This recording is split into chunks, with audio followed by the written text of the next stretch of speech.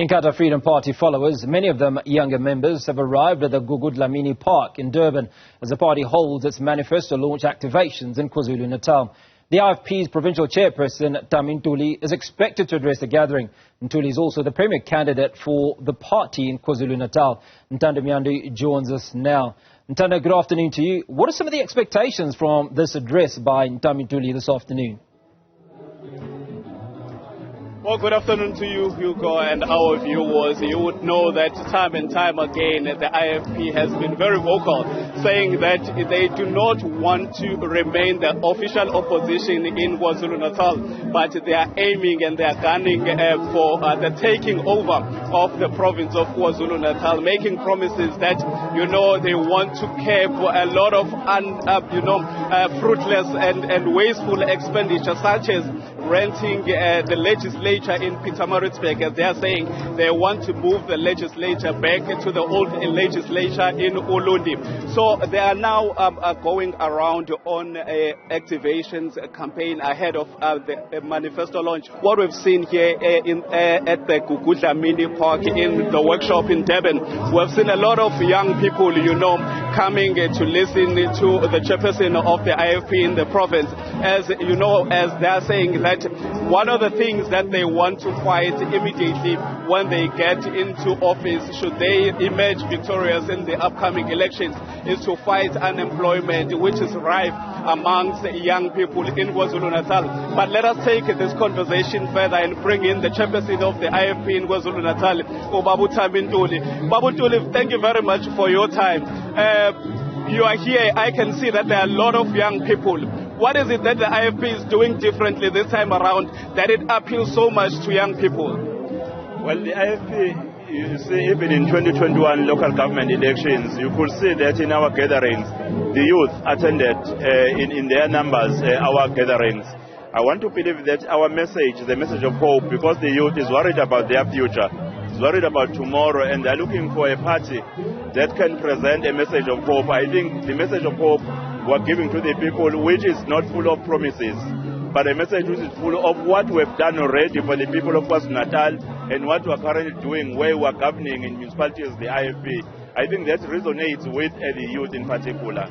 Without unpacking what you'll be saying in your manifesto launch scheduled for next month, but what gospel are you preaching to IFP supporters and those disgruntled, South Africans, especially in the province of KwaZulu-Natal, as you are saying that people have been given promises time and time again, and you are coming with hope? Can you break that down for us?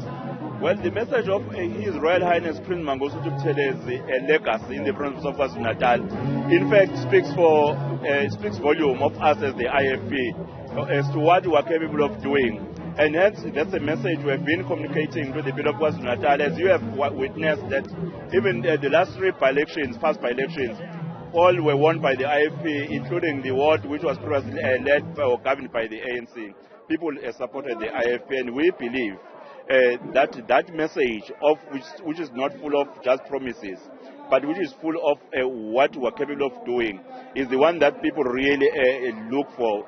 Because now everyone is coming with the documents, dozens of messages, but the IFP is staying in one message, that people must trust us to inspire hope for the future, tapping from what the IFP has already done for the people of KwaZulu-Natal. As the IFP, there is an elephant in the room,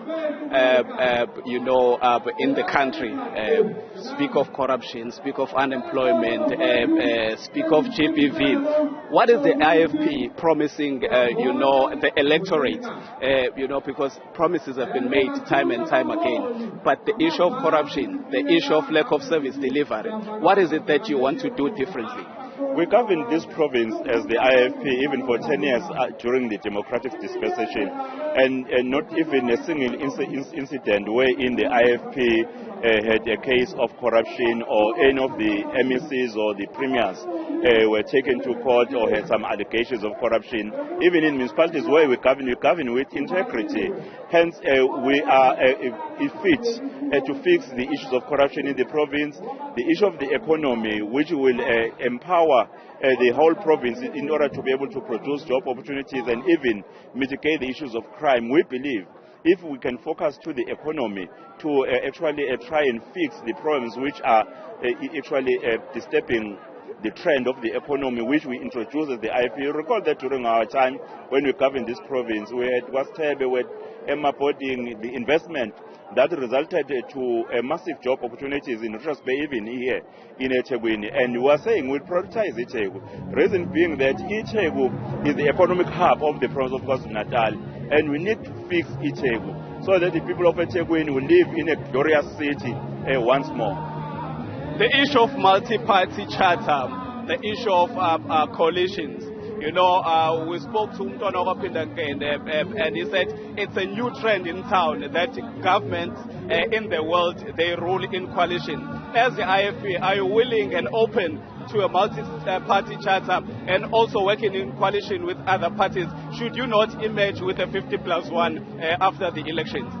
Absolutely. As much as we are working for winning the province, but we are saying when circumstances push us to actually join some cooperation, we'll by that time sit down and consider parties that can serve with integrity, parties that can serve free of corruption, parties that will prioritize the people of KwaZulu-Natal. Because what we want to achieve for the people of KwaZulu-Natal as the IFP is to bring hope again, is to inspire hope about the future for the children, for our children, because we are all worried about the future of our children. If we do not fix this province of KwaZulu-Natal, our children doesn't have a future. Lastly, the issue of political killings and the assassination of leaders. As the IFP, how are you planning to bring that to an end? Should you, take charge of the province, ultimately the country, if that so happens? We will need to make police to function properly, supporting them with whatever resources that are required. Though we know that is a mandate of the national ministry, but we have a role as a province to also get closer to the police so that there will be collaboration amongst the leaders of the society and even the community at large, so that we all work together, we stand together to fight the issue of the killings of the traditional leaders, the killings of the politicians, and the community at large, because even the people in the province of Natal, they are quite not safe. As a result, then it's our priority that when we address issues of economy, we'll also at the same time call for cooperation and drive the issues of cooperation so that everyone will play his or her role in fighting this kind of violence. Thank you very much, Mpemba. Thank you. Well, that is the chairperson of the IFP in the province of KwaZulu-Natal, saying that they've got plans for the province. Should they come into power, they are open to a multi-charter, partnership with other political parties who are like-minded.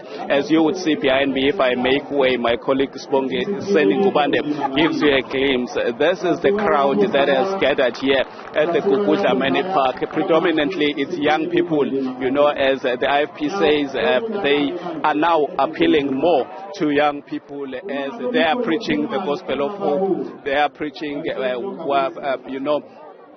change in governance, fighting corruption, fighting unemployment. With that, it's back to you, Hugo. Ntando Mnyandu coming to us from Durban. Appreciate your time.